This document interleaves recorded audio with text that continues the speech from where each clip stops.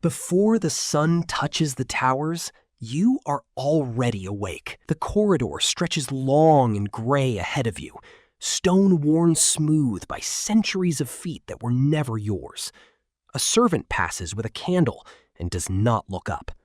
Your footsteps are the only sound in a palace built for a family that has learned, quietly, not to notice you. Torchlight gutters against the walls. Somewhere far off, a bell marks an hour no one is waiting for. You were born within these walls. You have never once felt they were yours. Every hallway reminds you that one day you will leave. Not exiled by decree, not yet, but by the simple arithmetic of birth order, which decided your fate before you could speak. Your brothers walk these same stones and are greeted.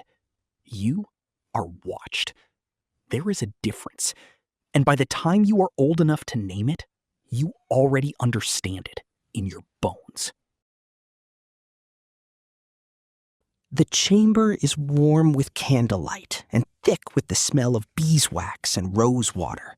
Silk hangs from every post. Nurses move quickly, murmuring to one another in the careful tone reserved for royal births. Somewhere beyond the door, bells ring across the city to announce you. Gold catches the firelight. You are wrapped, weighed, admired. And already, in the corner of the room, a steward is writing your birth into the ledger of succession, marking, without cruelty, exactly how far you stand from the throne. Your father holds you for the length of a single blessing, then hands you back. He has held 2 sons before you, and a third does not change the shape of a kingdom. Outside, in the corridor, 2 of your brothers, 5 and 8 years old, are told a new brother has arrived. They nod and return to their lessons. Nothing about the day changes for them at all. Celebrations follow, as they must. Feasts are held, toasts are raised in your name by lords who will forget it within the year. Musicians play late into the night in the hall below your nursery, and the sound climbs faintly through the stone, muffled and distant, like joy happening somewhere else, to someone else, on your behalf. You sleep through most of it. It is, in many ways, the last celebration that will ever truly be about you.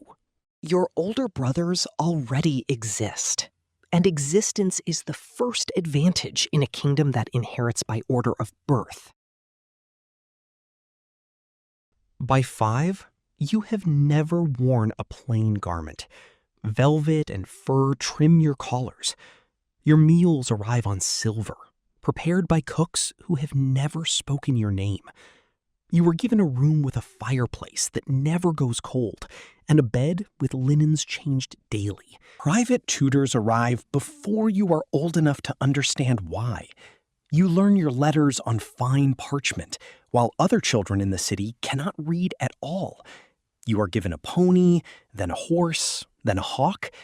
Music masters teach you the lute. None of it feels like a gift, exactly. It feels like preparation. Though for what, no one has told you, and you have not yet learned to ask. You are given everything a child could want, and none of what a child needs most. At night, the castle settles into its old bones, timbers creaking. You lie awake sometimes, listening to the distant sound of your father's council, still arguing behind closed doors 2 floors below. You cannot hear the words, only the tone. Urgent, careful, the sound adults make when they are deciding things that will one day be decided about you. By 12, your days are structured like a psalm, Latin in the morning, scripture before noon. In the training yard, a master-at-arms corrects your footwork with the flat of a wooden blade. You learn the names of kingdoms you will likely never visit, the lineages of houses you may never marry into. You are being built, carefully, into something. No one has yet told you what. In the library, A bishop teaches you theology. Beside shelves of hand-copied manuscripts, their pages heavy with the smell of old vellum and candle smoke, he speaks of duty, of God's ordering of kingdoms, of the divine right by which your eldest brother will one day rule. You listen closely.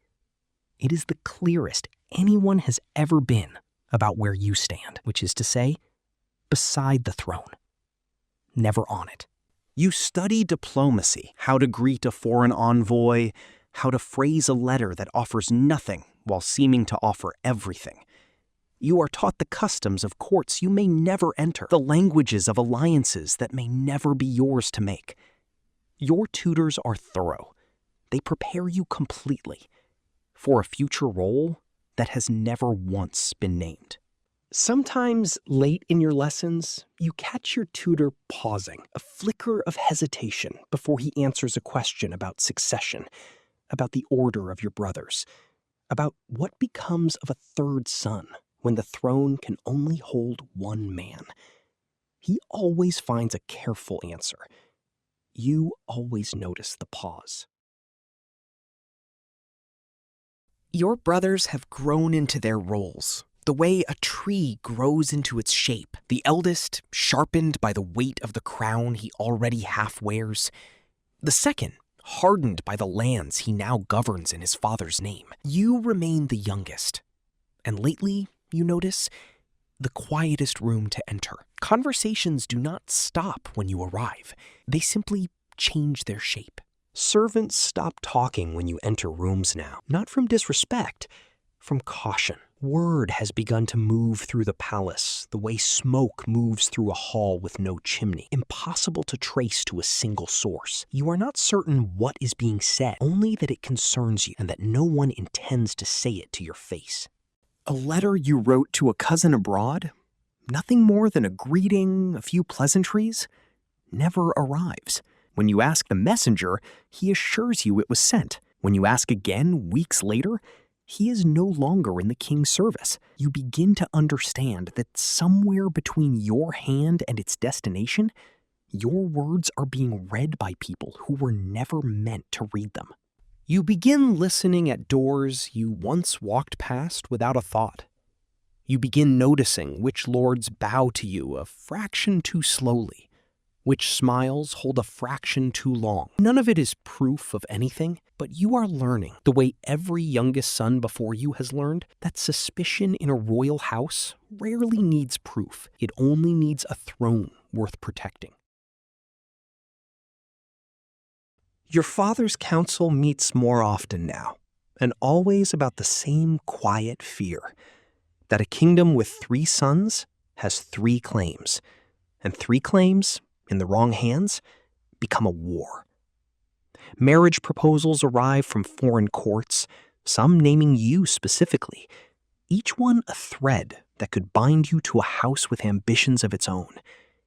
Every alliance offered in your name is also, somewhere, a threat calculated against your brothers. Noble factions form quietly, the way frost forms on a window, unnoticed until the whole pane is covered.